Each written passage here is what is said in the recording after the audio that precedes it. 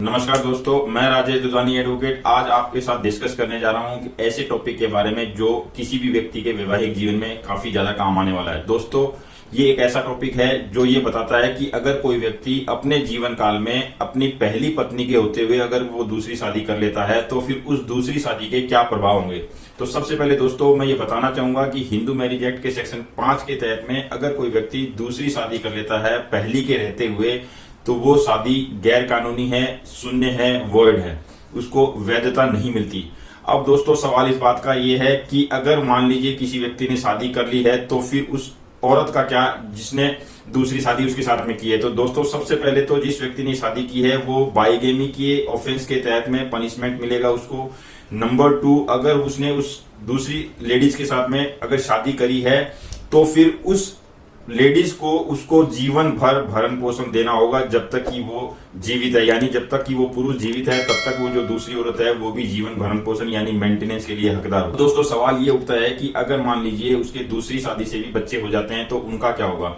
दोस्तों उसके लिए भी हिंदू मैरिज एक्ट में प्रावधान किया गया है कि अगर दूसरी मैरिज से उसके बच्चे हो जाते हैं तो वो जो बच्चे हैं वो वैध माने जाएंगे, धर्मज माने जाएंगे, लेजिटिमेट माने जाएंगे, वो अवैध नहीं माने जाएंगे। वो बच्चे जो हैं धर्मज होंगे और उन बच्चों का अपने पिता की प्रॉपर्टी में पूरा अधिकार होगा जैसे कि उसकी पहली पत्नी के बच्चों का होगा।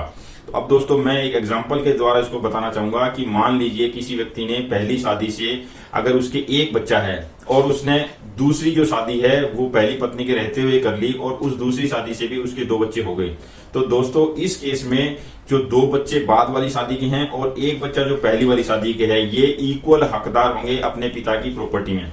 लेकिन दोस्तों बाद वाले जो शादी से बच्चे हुए हैं उनका जो राइट है वो सिर्फ और सिर्फ अपने पिता की प्रॉपर्टी में ही होगा, ना कि और किसी को पार्टनर्स के या अपने उनके जो दादा दादियां उनकी प्रॉपर्टी से। वो सिर्फ और सिर्फ अपने पिता की प्रॉपर्टी से ही अपना राइट क्लेम कर सकते हैं, दूसरे अन्य किसी की राइट से अपना राइट क्लेम नहीं कर सकेंगे।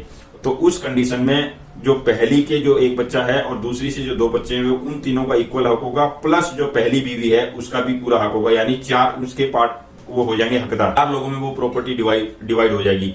दूसरी पत्नी का उसमें किसी भी तरह का कोई लीगल राइट नहीं होगा, वो सिर्फ और सिर्फ मेंटेनेंस की हकदार होगी।